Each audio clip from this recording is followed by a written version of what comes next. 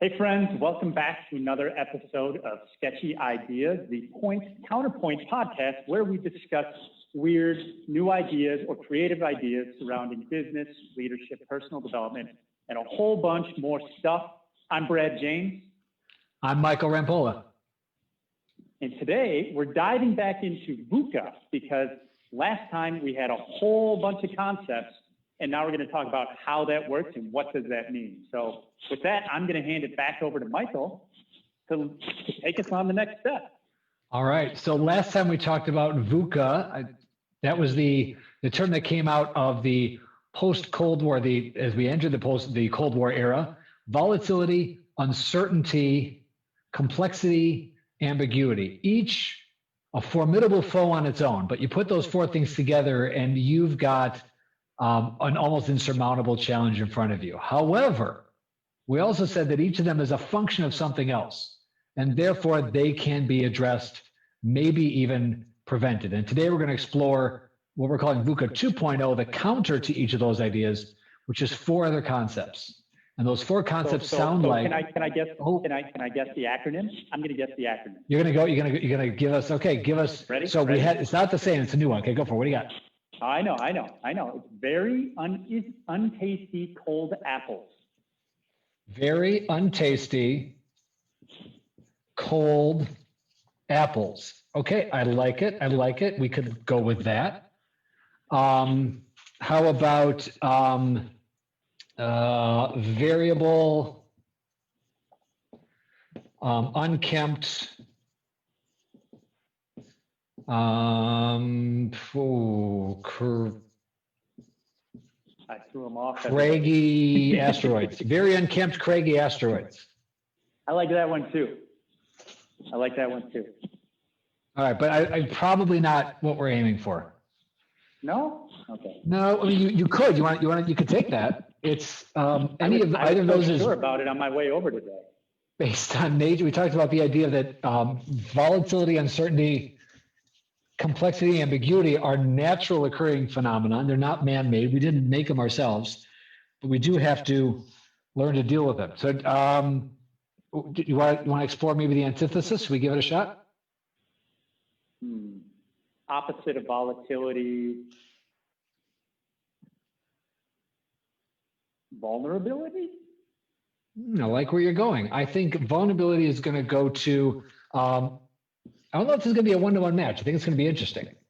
So the U in our 2.0 is understanding, which I think requires vulnerability. I can't believe I have all the answers. If I believe I have all the answers, I'm surely missing something. I'm operating from a position of egotism and lack of humility, which I think is probably a surefire way back into volatility and uncertainty. All right, give me another idea. Let's connect the dots here. What else do you think would help us address VUCA, the bad kind? So I'm trying to find a good word for the opposite of volatility.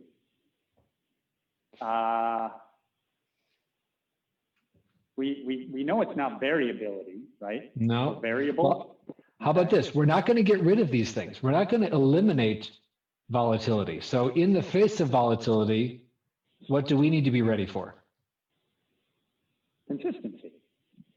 Consistency.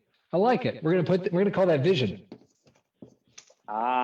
See. A vision for the future. Something that's going to keep me on track and give me a thread to pull through no matter what else happens. All right. Now this stuff can cause a lot of. Say that again. Or your favorite Marvel superhero. I like it.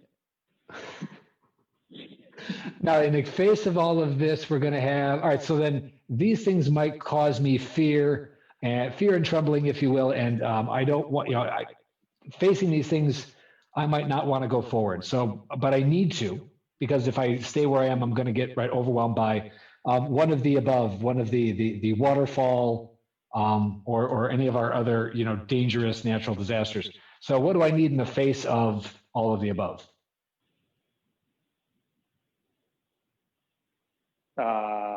In the face of all of the above. In the face of fear, it is not the absence Courage. of fear. There it Courage. is. I knew that one. You knew that. Courage, I might even say confidence. I think both of those work there. And then that last one is the A. I don't remember if it's in your Vistas model. My SMART goal model, right, felt very linear, but in Vistas, things were changing all the time and we were changing with them. Adaptability. There it is. You got it. So here's what I say about VUCA 1.0. There's some principles about the universe. I shorthand form is like the laws of gravity. You can't change them. You can only learn to work with them. So VUCA 1.0, we're not going to eliminate things that are volatile, things that are uncertain, things that are complex, things that are ambiguous. How do we address them and respond to them? So Brad, I know you've got a lot to say about these ideas. Vision, understanding, courage, and adaptability. That feels like that's right in your wheelhouse. What do you want to share with us about those 4 leadership concepts? Well, so if we look at vision, vision is the guiding North Star for most everybody, right? If you don't have a vision, you really don't have a direction. And if you don't have a direction, you probably have VUCA, the bad VUCA. Right. Right. Feel like this is like bad juju. That's how we do. There you go. Bad VUCA, Perfect. good VUCA. Bad VUCA, good VUCA. I like it. Yeah, I like it. And if you don't have a vision and you're just wandering aimlessly, right? And you don't even have a goal to figure out how you're going to figure out which direction you're going to go in, then you got some bad VUCA. Yeah. Bad VUCA. Kind of what I'm seeing. Yeah. Is that kind of what you're going for? I think you're on it. Good. So that's vision, right? So lack of a vision, I'm wandering aimlessly. That is a surefire way to A, get lost, B, waste time, and probably stumble into a trap. I don't know why there's traps in my wanderings, but apparently there are. All right. So how does understanding help us address the bad VUCA? So understanding is based on the first law of leadership, right? Seek first to understand and then be understood. Very nice. So if we take that approach with everything we do, we have at least a baseline picture of what's going on. And if we have a baseline picture, then we can actually take steps towards that vision. Like it. So what's the risk? So what's the opposite of seek first to understand? What does that look like? Oh, what does it look like? It means you're talking all the time and not trying to listen, or you're just going without even worrying about the context, or you're probably going to do harm to somebody else, right? You're going to violate natural law, which is to move forward and take care of yourself, but not at the expense of others' health or well-being. So if we look at it from that standpoint and we go, okay,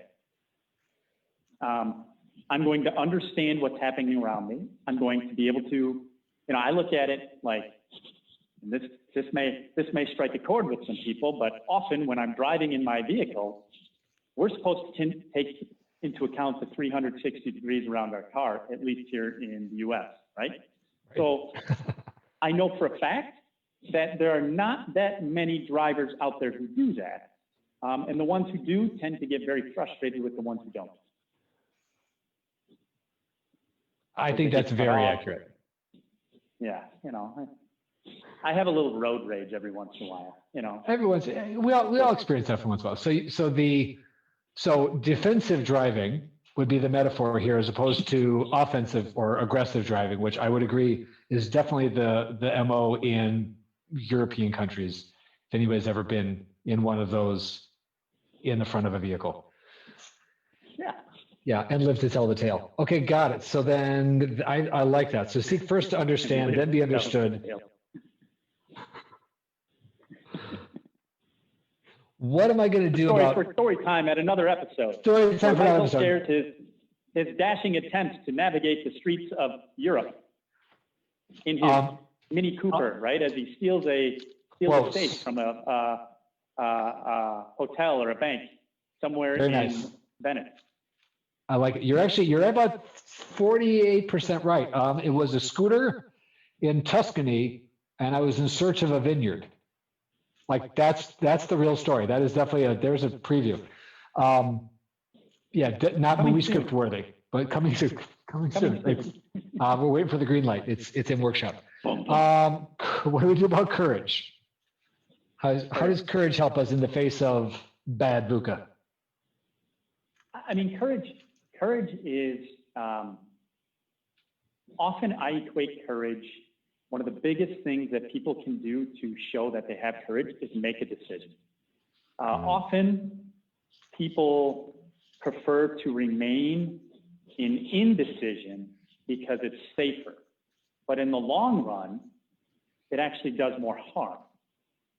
So when I consider courage, courage is not like going into battle, guns blazing, leading the charge, right? Like there are various types of courage. And one of the best things to do is to make a choice and stick to the choice and continue to move down that path and learn from it, right? And then move back up and understand what happens every time you take a step to make sure you're continuing to hit your vision, right?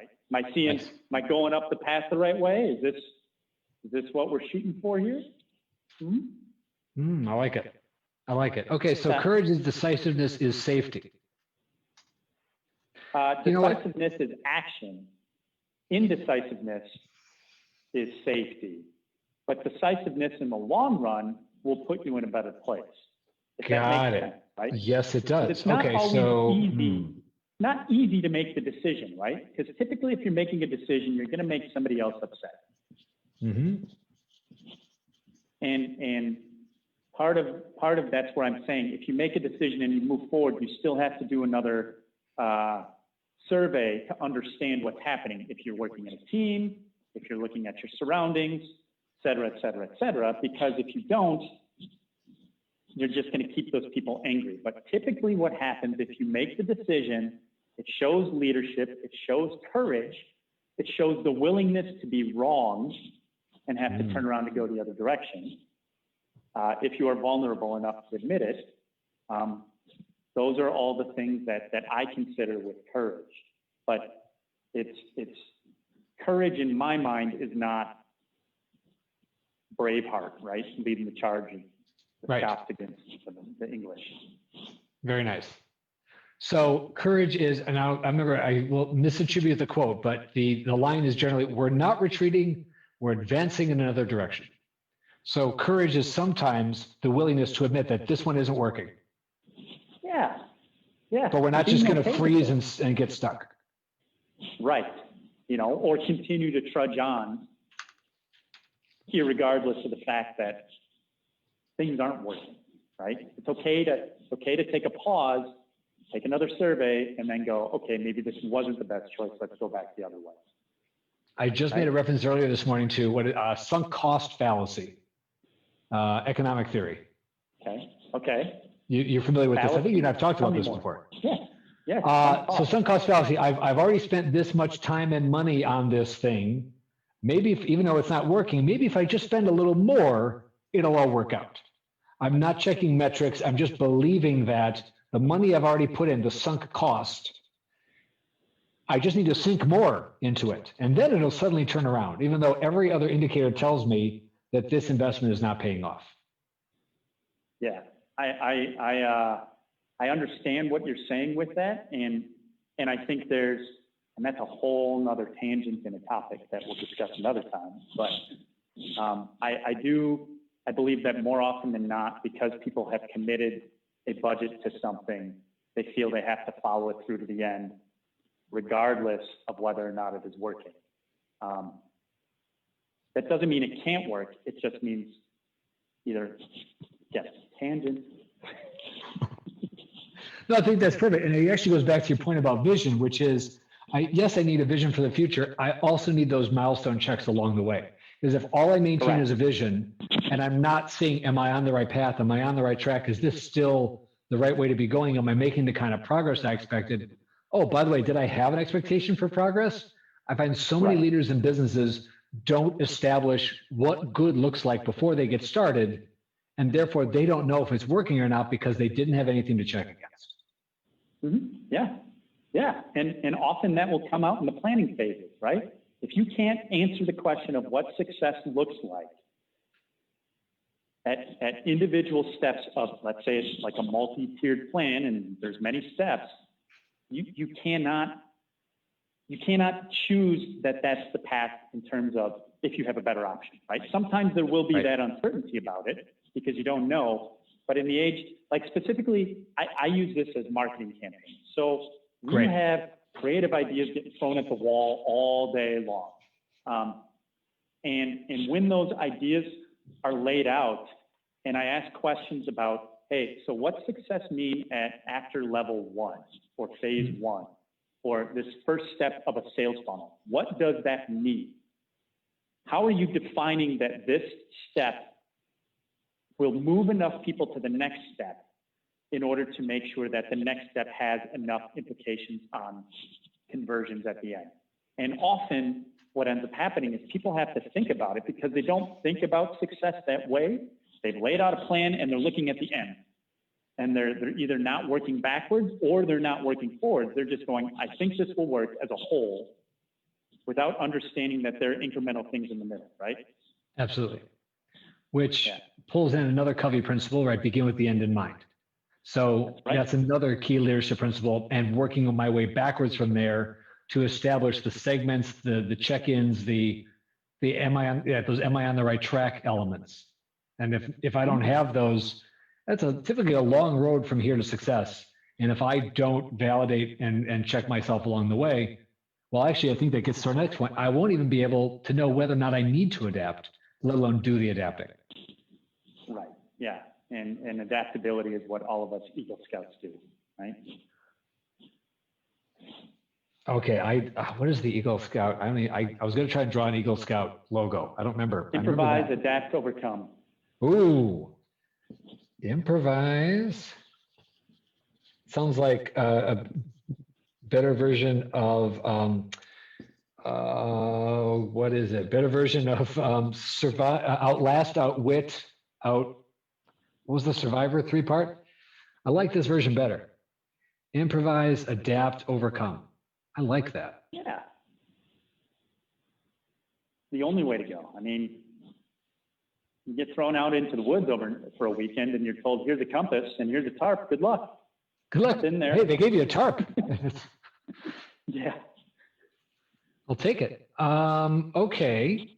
Well, let's do this. Okay. So how does one, besides asking somebody to drop me off in the middle of the woods, how might I work on my improvise, adapt, and overcome skill sets, processes, practices, if I feel like my organization, so we always say the opposite of adaptability is rigidity. You're stuck in a rut. You cannot change. You're on it.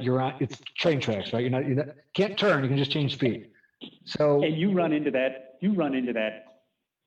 all the time, right? I mean, you told me so many stories about this is the way it is. We have to stay this way because if we break the mold, then we're not following company line or the company policy. And I think when you run into that and when I run into that, like with people going, well, we've done it this way for so many years and it's always worked. And I go, great. So let's keep doing it. But you brought me in to help you do it better, and let's do it better. Or let's add something on top of it, right? Because there's always a way to improve. There's no such thing as perfect in anything, right? There's always room for improvement. Absolutely.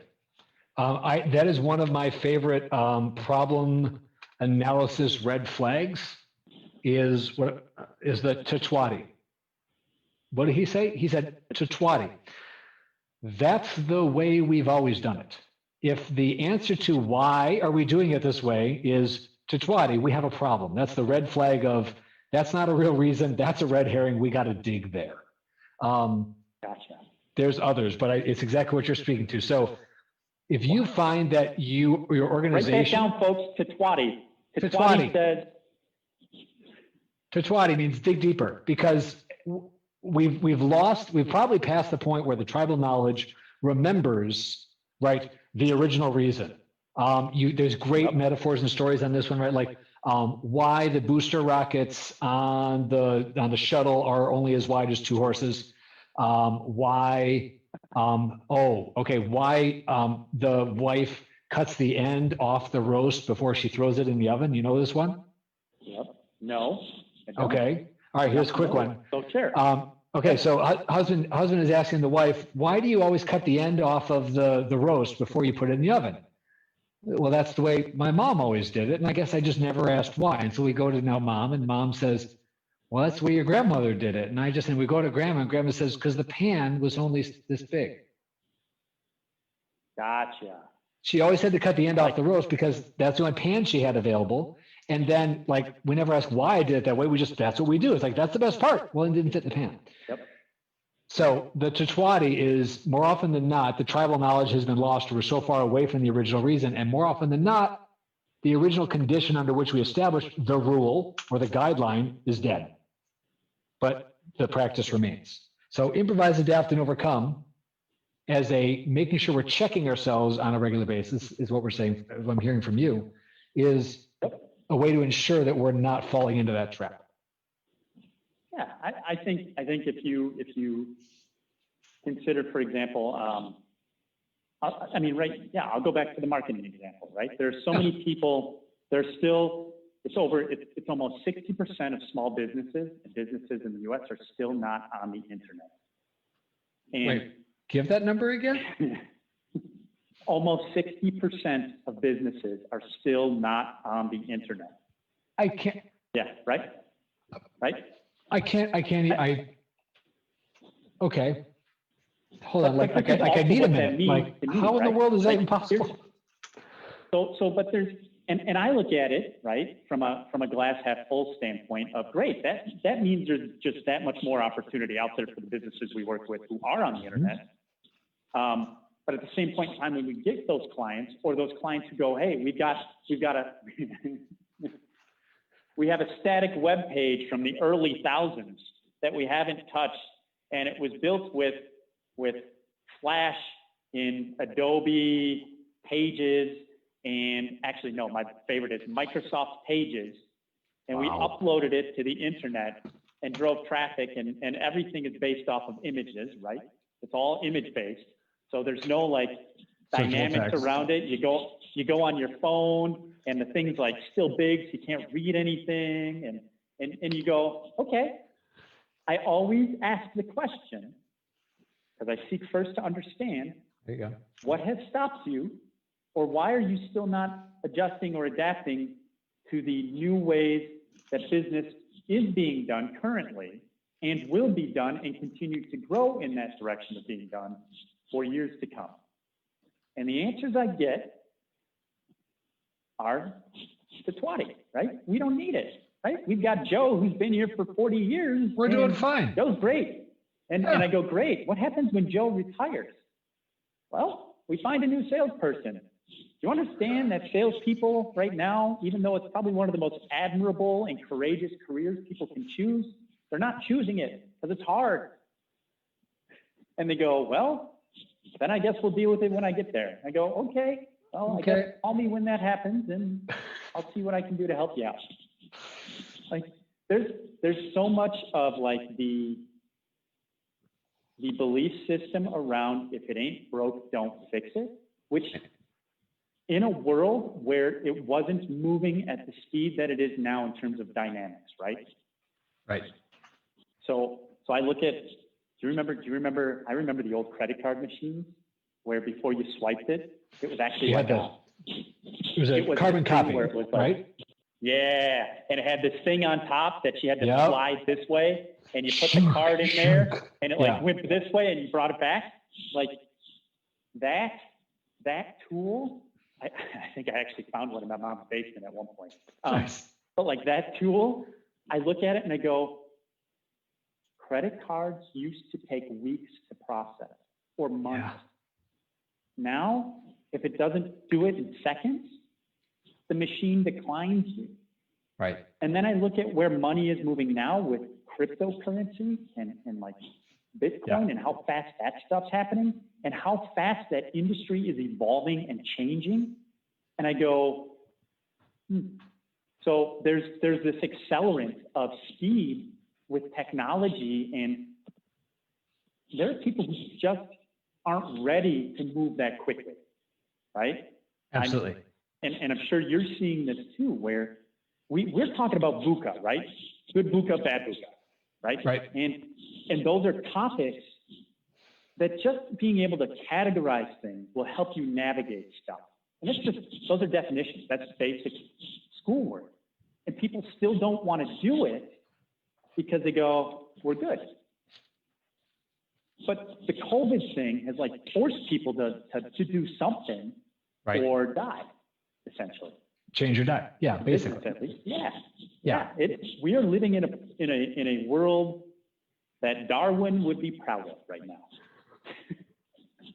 There's no doubt. And he never would have, it's fascinating. You're absolutely right. How he could never have predicted the conditions under which we would be operating. But back to those core laws of gravity, the principle of change or die, adapt or die, adaptability, survival of the fittest, all that stuff still plays because it's law. It's these laws of nature. So back to our VUCA. So here again, so vision, understanding, courage, adaptability, those things are in nature too, right? Mm-hmm. The understanding the context I'm operating in, being decisive as a path to long-term safety as opposed to waiting around and seeing if something overtakes me or not. Like that's right. Yep. That's not the win. And adaptability, your Eagle Scout in the woods, so to speak, and this vision for the future, that long-range thinking. It's interesting. It's reminding me of, I'm going to paraphrase and kind of screw up an idea, but I think the idea is something like some are born great, some become great, and others have greatness thrust upon them. And I feel like we're saying the same thing right now about change and adaptability and these four concepts here. Some have good VUCA, some develop good VUCA, and others have good VUCA thrust upon them, or they die. Because if you're not able to respond to the inevitable volatility, uncertainty, complexity, ambiguity, if you're not ready, right, it's too late. Yeah. And that's not just, hey, friends, this isn't just business either, what Michael's talking about. I mean, there's I was looking at some other rates dealing with demographics because you guys know we do targeted avatars and all this stuff. Right. And so one of the stats that I was looking at that going into the whole COVID thing and like during the COVID thing, they talked about how relationships were going to get stronger at home or get severely weakened because now you were spending an inordinate amount of time that you weren't used to for the last 10 years, 12 years, 20 years with somebody. And so they're predicting that divorce lawyers are going to have a freaking heyday come 2021. And they're predicting like other things happening. I mean, there's the usage of I read a stat, advertisers now are going to dating apps more because they can target people using those apps because usage has increased dramatically. Sure, and they're full of demographic data. Like the things that are I'm looking at with this whole shift that's happening. What was the other thing? I mean, there's a reason why people are concerned about social media platforms, right? The volatility in those now. You create a platform and generate users, you better hope to get sold if you're a founder of one of those companies. And right now, moving forward, you might want to sell it sooner rather than later because you don't know if you're going to live. You're absolutely right. It's one of those things where you gotta. The technology acceleration and not only just the technology and software, but hardware, right? Processing power is beginning to go through the roof, which is why we have this. And every year they get 10 times faster, 20 times faster, 100 times faster. Right. It's only going to get worse. What's that law? Who's got that law? The law of technology, the accelerated rate of is it Benford's law? Somebody can fact check me on that. I think it's Benford's law. Somebody can look me up. But it's this idea Brian about Omig. Mr. Omig. Producer. God, can you look that one up for us, please? There's a general law about basically it's a logarithmic scale around the multiplication of technology advancements / computing power, storage capacity, something in that neighborhood. Enough of the right terms, you'll find it. So I'm reminded of that idea, and I'll just quick corroborate your earlier point. So the business buying and selling market is getting, what I'm hearing you say is getting, especially in smaller startup M&A world, almost like the housing market where it's hard to buy but easy to sell. Yeah. Like now is a great time to be selling your house as long as you don't need to get into another one. Correct. Yep. That's where we're at with. And that's where you're seeing all of these smaller syndicate funds break out because they're trying to invest in these companies so that the turnover can happen faster. So the market dynamics in that world are crazy. And the thing is, here's the deal. Michael and I are still in Milwaukee, Wisconsin.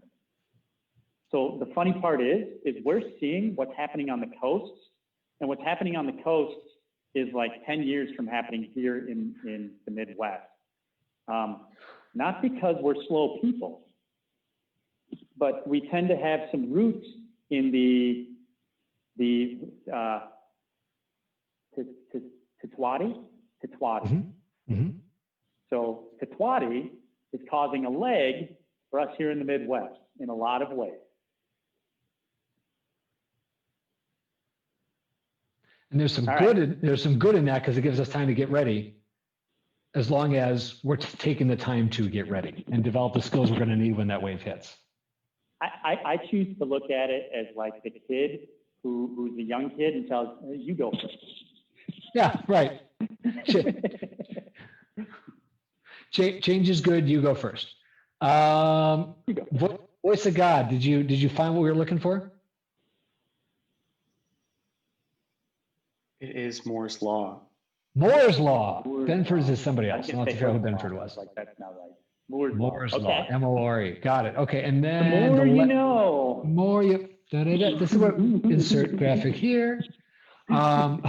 Star wipe and scene. I got a bunch more stuff. This seems like a lot of fun. But I also know we're pushing our 30 minutes here. We're supposed to be pithy and tight and decisive, maybe. Anything else you want to hit as okay, what's our takeaway? Maybe you can get us with that.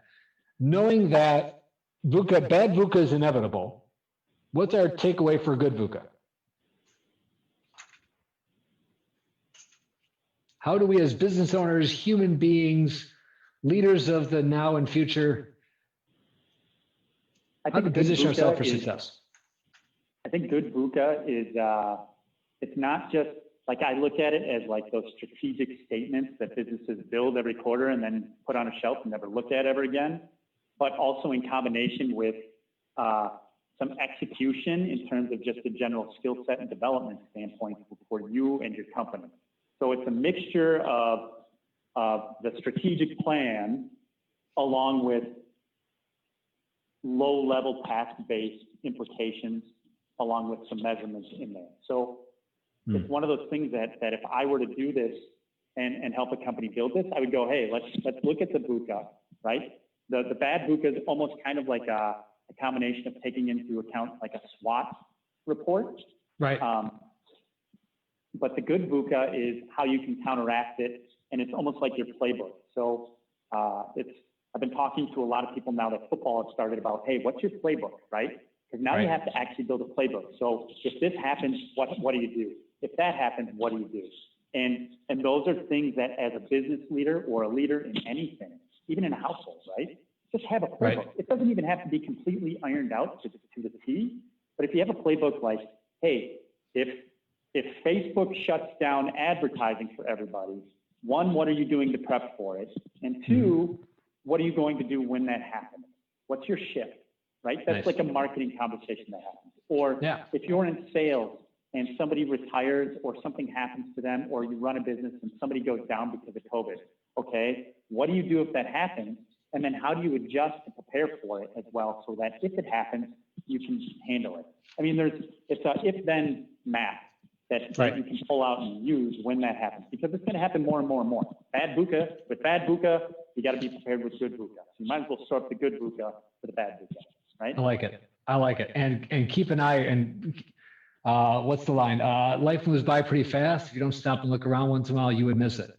So don't let these things pass you by or overtake you. Be always on the lookout. Be ever aware.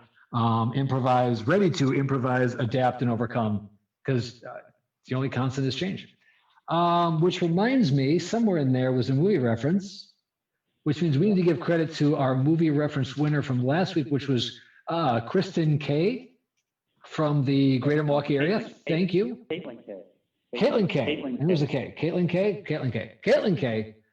Voice of God, right? Yep, God. Good. Caitlin K. from the Greater Milwaukee area. Congratulations. Caught our movie reference from last time, which was Monty Python and the Holy Grail. Points for you. For those who are keeping track at home, that's 1 point for Caitlin and 0 points for Brad and Michael as usual.